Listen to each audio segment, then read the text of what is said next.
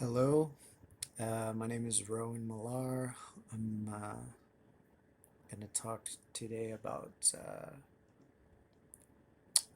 the history of the left, history of liberalism, particularly, uh,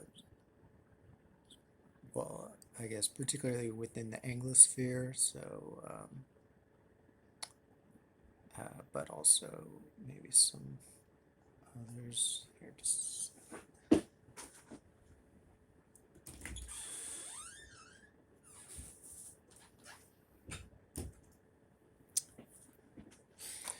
sorry, I had to let the cat out. Okay, so liberalism. Uh, Liberalism was the 19th century name for Whiggery, what was called Whiggery during the 18th century, or Whiggism also is another name for it.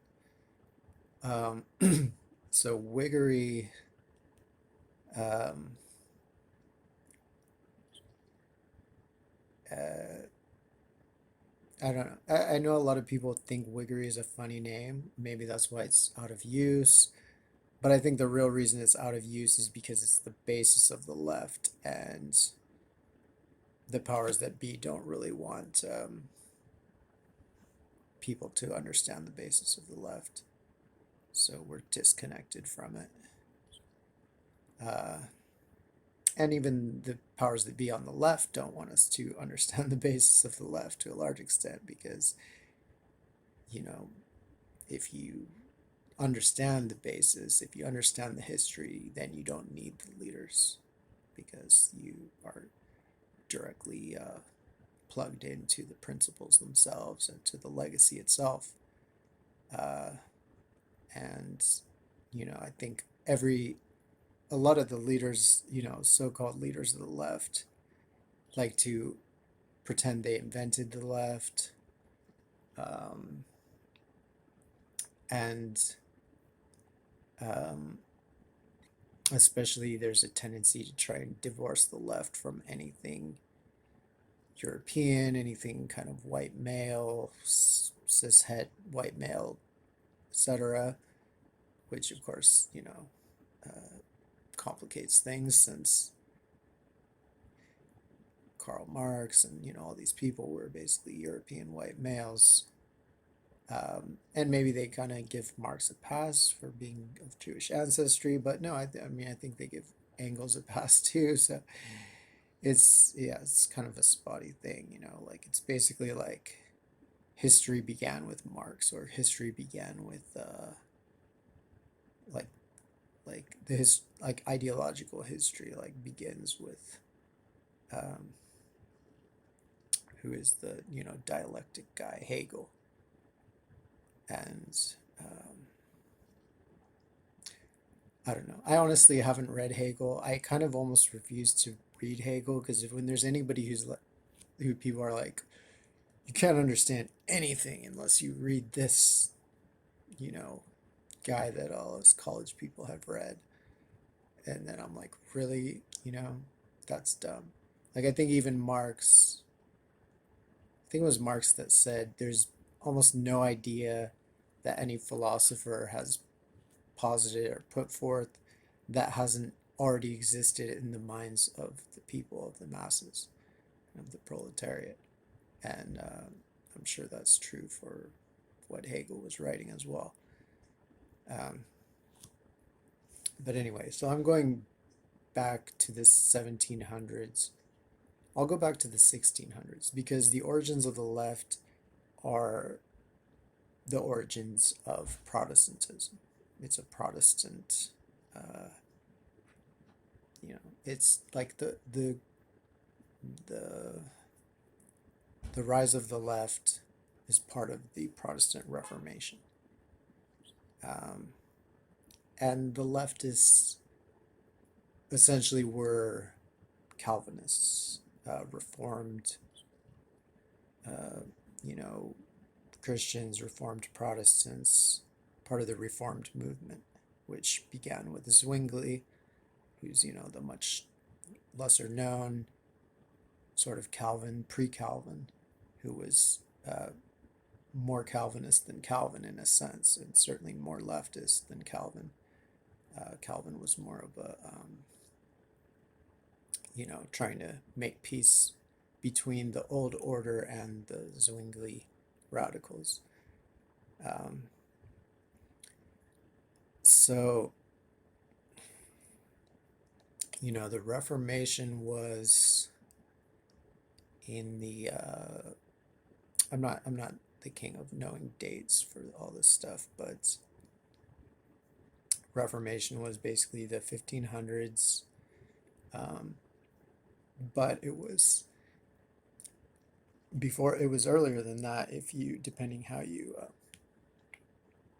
you could kind of say there were always Protestants. You could say, like, from day one in Europe, a lot of the Christians were Arians. They were followers of the Egyptian Christian leader Arius, who was basically Unitarian, or maybe kind of midway between what we would call a Unitarian and a Trinitarian. And or somewhere in between there. He's not exactly what we would call a Unitarian generally now, which would be closer to a Socinian, or kind of even more extreme than that. But like, the Protestant movement was largely about rejecting Roman Catholic, like, it was rejecting what were seen as Roman Catholic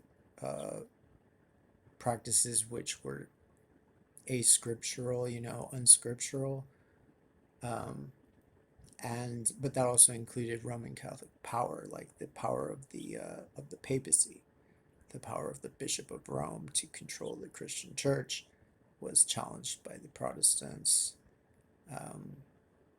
And I mean, that had been challenged for a long time. You could almost say that the Celtic Church of Scotland and Ireland, and I think especially Northern Ireland and Western Scotland and Northeastern England, in his I forget the island of Northeast England, where the Anglo-Saxons were basically members of the Celtic Church there. So it was not just Celtic, it was Celtic and the Anglo-Saxon converts. They had rejected the papacy, or the kind of authority of the papacy back in, back like 1,000 years ago or more. Not really sure exact dates, but I think it was Columcille or Columbanus, who was from Iona, in Argyllshire, off the western coast of Scotland, who challenged the Pope and basically wrote like a letter just totally excoriating the Pope and the kind of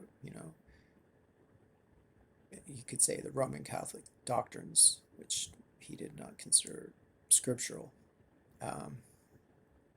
So there was always these people going against the Catholic Church, and there were the Cathars and the Albigensians. I'm not sure if I'm pronouncing these right, but these were movements in like Southern Europe or in France and whatnot, that were basically declared heretical by the Catholic Church, and may have had a strong influence on the Lollards and on John Wycliffe of England, who was the leader of the Lollards. They were kind of proto-Protestants, and they were, at least, I'm not sure about John Wycliffe himself, but a lot of the rank and file, a lot of the movement of the Lollards were a lot of it was leftist. A lot of them were leftists in their positions on economics and hierarchy and whatnot. They wanted a very egalitarian society. They led the peasants' uprising in England in the 1400s, I believe, which was, I'm sure, very ruthlessly put down. Just as the Anabaptist Protestants had led the peasant uprising in Germany and had been ruthlessly put down, including put down by the Lutherans, because the Lutherans, like the Anglicans, are basically Catholic. They just are a little bit different. I guess they kind of differ on like these little points. Like they don't believe in, they were against the indulgences, where Catholics were, basically the priests would sell spots in heaven kind of thing. They were against that. Okay, great. But other than that, they were largely Roman Catholic. They believed in a strict hierarchy. They believed in a lot of the main dogmas of the Catholic Church, and certainly hierarchy generally in society um, in general. So, yeah, the Anglicans and the Lutherans are not part of this kind of Protestant leftist, you know, legacy trajectory. I mean, I'm sure there were some, and there may have been certain ways in which I think the Lutheran movement, like the success of it, of winning over, kings and becoming established, gave heart to some of the Reformed, some of the Calvinists that were more radical. But the Lutherans themselves were a conservative force politically, for the most part. So the Lollards were, yeah, I think the 1400s, they rose up in England. They were put down. Um, I think probably my own ancestors and relatives were involved with the Lollards in Scotland. My middle name is Campbell. My mother's maiden name, paternal line, was Campbell, and it was the Campbells of they say the Lollards of Kyle, which was a district or an area in southwestern Scotland, I believe in North Ayrshire, where it was because the Campbells kind of straddled the Highlands and the Western Highlands and Lowlands. Basically Argyllshire, their base in the Highlands, but they also straddled the Clyde and were strong in particularly North Ayrshire, but also other parts of the Southwest. And so they were kind of the leaders of that Lollard movement in Scotland, and they were put on trial for that. One of the great crimes of the Lollards was translating the Bible. Translating the Bible into English was not legal, or I suppose they translated it into Scots, which is kind of a form of English, Scots English, Anglo-Saxon, Old English. And so, or I guess Wycliffe himself, he translated the Bible into English. So maybe they were charged with having copies of that. I forget the exact details of the Scottish trials, but I mean, I don't think they were all executed, but they were not treated with respect either. So they were basically suppressed. And it was not until the next century where, basically, with the inspiration of, there was John Huss or Jan Hus, that was the Protestant reformer in the Czechoslovakia, I believe, where he basically picked up where Wycliffe had left off and ran with it and was very successful, very popular locally and across Europe. I think he suffered a lot of persecution. I'm not sure if he was executed for it or not, but it certainly was a very brutal conflict. And he was, I think, the direct inspiration, if anybody, for Luther, for Martin Luther in Germany, who founded the Lutherans. So Luther was not as radical as probably Huss or the Lollards, but he did introduce some of their ideas and make them successful in I suppose northern Germany and Scandinavia or wherever the Lutheran heartland is. Um, but almost at the same time, or basically at the same time, the Zwingli, Henrik Zwingli or something. Um, he was Swiss. I'm guessing he was German-speaking Swiss based on the name, but basically he established the Reformed community, and that was he kind of had the mantle that was later taken up by Calvin. Like he was the leader of the Reformed, and then later Calvin, became the leader of the Reformed later on. But Zwingli was more radical, um, in the sense of a more radical departure from Catholicism, whereas uh, Calvin was a bit more willing to compromise on many points. Um, regarding like their position on transubstantiation in the Mass was a bit different in that sense. I think Zwingli saw the transubstantiation as purely symbolic, that there was no, the bread you eat during the Mass is not Jesus in any way other than just as a symbol, whereas Calvin was a little more like halfway about it, like, well, it was spiritually Jesus, but not. I don't know. It's complicated, and to some extent it doesn't matter, but in some ways, like Zwingli's willingness to take on the establishment and be to reject anything unscriptural, and I just think in general Zwingli's Reformed creed was even more uh, susceptible to leftist radical interpretations than Calvinism is. And a lot of that carried on with Calvinism. So even though Calvin was somewhat of a compromiser on a lot of these points, the movement that he was the putative leader of still contained a lot of this same spirit of Zwingli.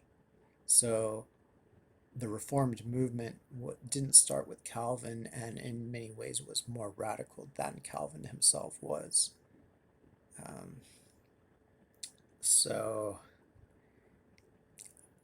the as I was saying, like in southwestern Scotland, in Kyle, um, that was the heartland of the early proto-Protestants, the Lollards of Kyle. Many of whom were Campbells. Um, and once the Reform movement was established in Europe, and John Knox and some other Scots took up the mantle for that and were promoting it in Scotland, um, then there was a much larger, more formidable movement, and which a lot of the Lollards and the descendants of the Lollards joined in, because they had still retained a lot of the same principles. A lot of these southwestern Scots and Campbells and whatnot, they, I mean, they basically were Protestants before the Reformation, quote unquote, and so they remained Protestants and they became part of the Reformed movement. Um, and the Reformed movement was always part of why it was radical. Um, I mean, it's hard to know that if it was the chicken or the egg kind of thing, but I mean, part of why it probably wasn't um, as successful at converting monarchs as Lutheranism is because it was so uh, egalitarian in so many ways and challenging to the status quo. Um, and then the fact that it didn't win over so many monarchs made it more radical because it had to contend with all these monarchs who wanted it wanted it gone, wanted it eradicated. Um, so the main one of the main early focuses was France because France almost uh, kind of became a Protestant Reformed Calvinist country, but there was such a sustained opposition from the Catholics, from the monarchy, that it wasn't to be. But there was a very strong Calvinist movement in France called the Huguenots or the Huguenot, or I'm not sure how you pronounce that, but they were influential on Britain. I think that Calvin, that John Knox of Scotland, I think he might have studied among the Huguenots in France. Um, but either way, like there was this kind of anti-authoritarian creed that was almost necessary if you were to really be a sincere Calvinist or a sincere Reformed Protestant. You kind of had to be anti-authoritarian because the authorities were against that creed and they wanted to stomp it out. So you basically either say yes, all hail to the authorities, stomp this out, or you say no, we believe in this creed, therefore stomp out the authorities, basically is what it came down to. And so you had a lot of the Calvinist Reformed writers, as I think Zwingli himself probably had done, basically write in defense of civil disobedience against a government, and several, I think, of the Calvinists wrote um, in favor of regicide, basically the assassination of a tyrannical monarch. So this is obviously a departure from the Orthodox divine right of kings, where it's basically if somebody's of royal blood, they're next in line to the throne, they have a God-given right to rule over mere mortals or mere commoners or whoever subjects. And so of course Calvinism was quite radical in this sense. Um, it unfortunately took on somewhat of a misogynistic shape in these early times, uh, partly just because all the monarchs that they were going against were women. So it was the Queen of France, I believe, the Queen of England, Bloody Mary, or yeah, I'm not sure who it was at first, and then Mary, Queen of Scots, who was Catholic and who was not in favor of the Reformation.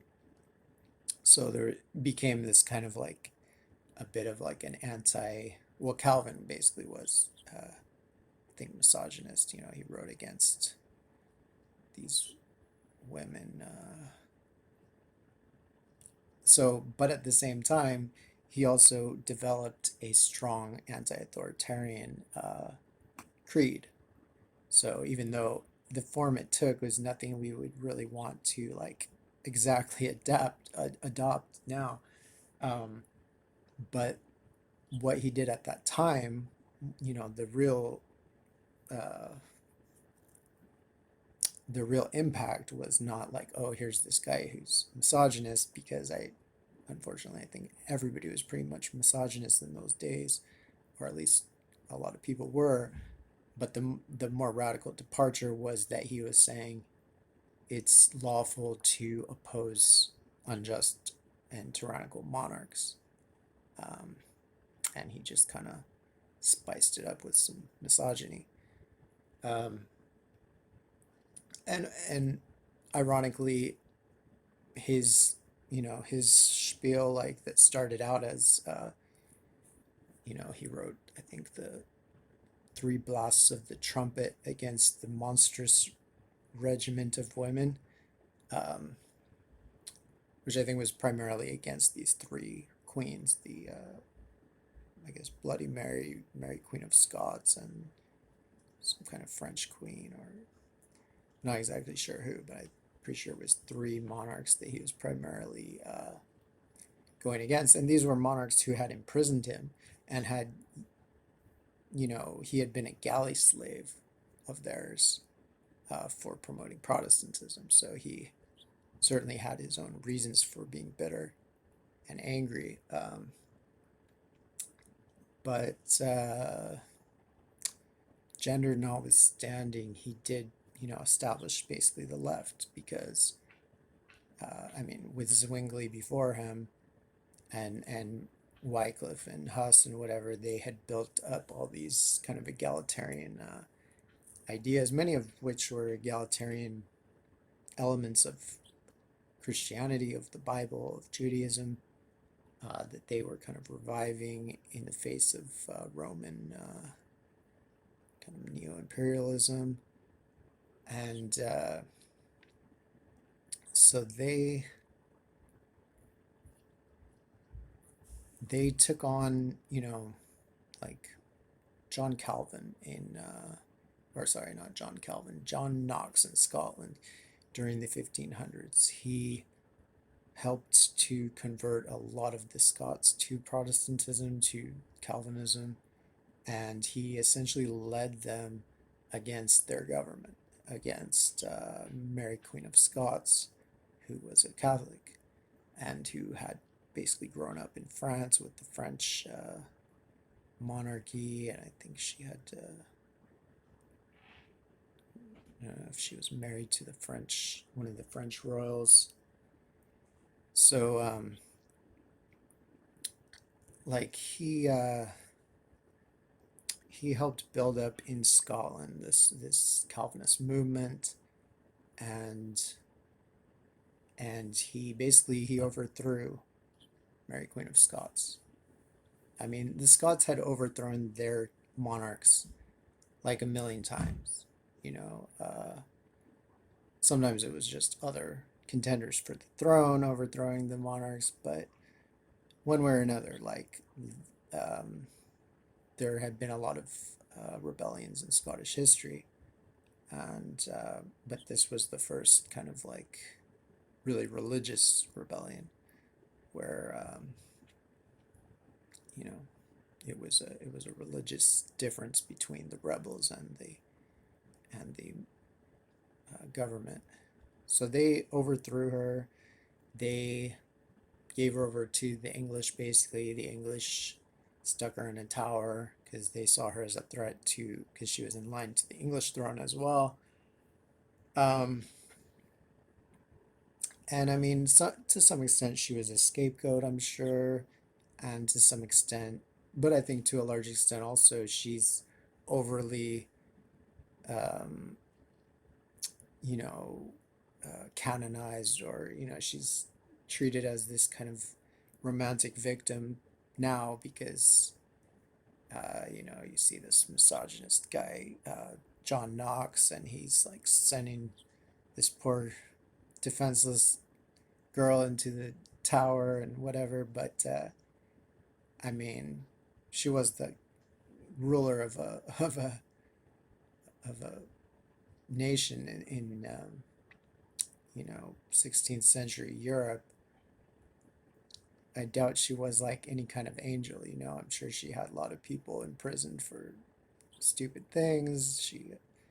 Anyway, for whatever reason, she's been kind of like canonized by history, and Knox becomes the bad guy. Not saying that Knox was the good guy per se, but his role in history was to challenge the monarchy and to establish um, the philosophy that a monarch is not uh, impervious, is not above judgment, not above being resisted if their actions are wicked or seen as oppressive or evil. Um, so that carried on, and then uh, Mary Queen of Scots, her son James, he, just as she had been in line to the English throne, which is why she was put in the tower by Elizabeth, who was scared that Mary would take her throne.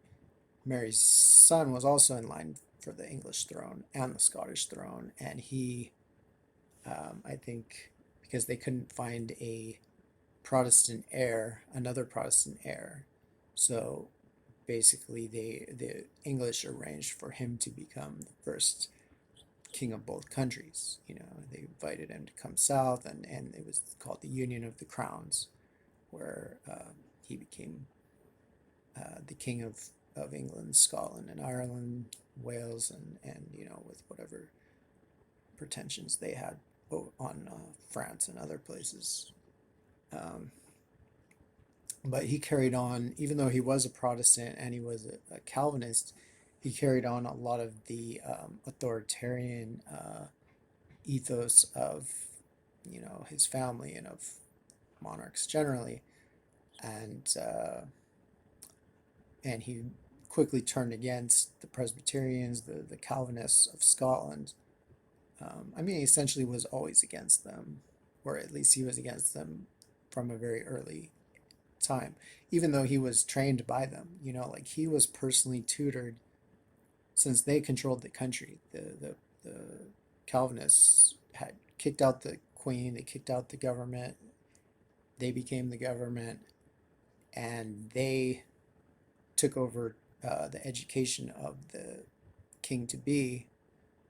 Um, so he was trained, I think, by George Buchanan, who was a very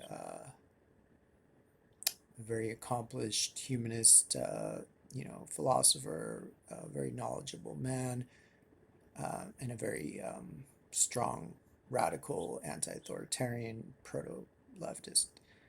Uh, but he totally turned against all that as soon as he could. As soon as he got old enough, and as soon as he got in his throne, he turned around and said, y'all have been bossing me around my whole life. Now it's time for me to rule old school style. And so he tried to chip away at all the democratic elements and egalitarian elements of the Scottish Presbyterians, and he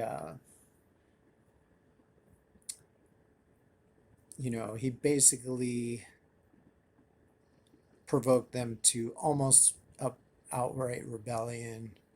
He basically outlawed the Presbyterians, but he kind of just kept it enough, like he moderated his actions just enough to prevent full-scale revolution, because he knew the Scots well enough to know if you keep pushing them, they'll wipe you out, they'll kill your family, they will not tolerate being enslaved. It's not the country of people that you want to try to enslave, because they will kill you basically, or at least imprison you, and they will take back power. So he kind of did that in between type of thing. But his son Charles, who I think had lived at least much more of his life in England, Um, when he ascended the throne in the 1720s or 30s, um, he set about really radically targeting the Presbyterians, targeting the Puritans in England and Scotland, because and Puritan is Presbyterian. Like Puritan is another name for Presbyterian, uh, or sorry, Puritan is another name for Calvinist or Reformed. So, which is basically there was the Presbyterians and the Congregationalists were the two main Reformed branches, and so Charles combated them in both England and Scotland, and basically totally outlawed them and demanded that the Scottish Church become basically the English Church, adopt the English Book of Common Prayer, I believe, and basically just become the same as the Anglican Church, which was much less egalitarian, uh, even than that kind of bastardized Presbyterianism that had emerged out of King James's reign. So basically, Charles took things too far. Presbyterians rose up, especially in the Southwest, especially the Campbell family, the Campbell clan, um, but just throughout the lowlands, but particularly in the Southwest and Argyllshire and um, yeah, there's another region that was a major center somewhere on the East Coast, Fife, I believe. So it was like the Southwest and Fife, the Fife men that were the leaders of it, along with the House of Argyll that very soon joined in. The House of Argyll being the leaders of the Campbell clan. So they rose up. They were not trying to be forced to adopt this English church, this hierarchical authoritarian church. So they overthrew Charles. They led an army, under the Campbell chief, the I don't know if it was Earl of Argyll at the time, or the Duke. I think maybe he became the Duke of Argyll later, but then it was the Earl of Argyll or the Marquis of Argyll. Um, they overthrew the government. They overthrew the king, and they handed him over to Cromwell and to the Puritans in England, who cut off his head. Um, and the Presbyterians did not really approve of the way that Cromwell or the other Congregationalists in England were conducting things, because Cromwell kind of like dispensed with any kind of normality or democracy and basically became like a military dictator. So they were not super keen on that turn of events, but at the same time, they didn't particularly mourn the king. Like the Scots had not had no vote in the king being executed, and some of them wanted a different outcome. They wanted either to force concessions from him, or just keep him in jail, or just exile him. But either way, a lot of them, generally they didn't miss him. They didn't really pity the man. Um, they eventually were overthrown. This revolution established basically a republic in Britain that was, obviously run in England by Cromwell, and at least for a long time was run in Scotland.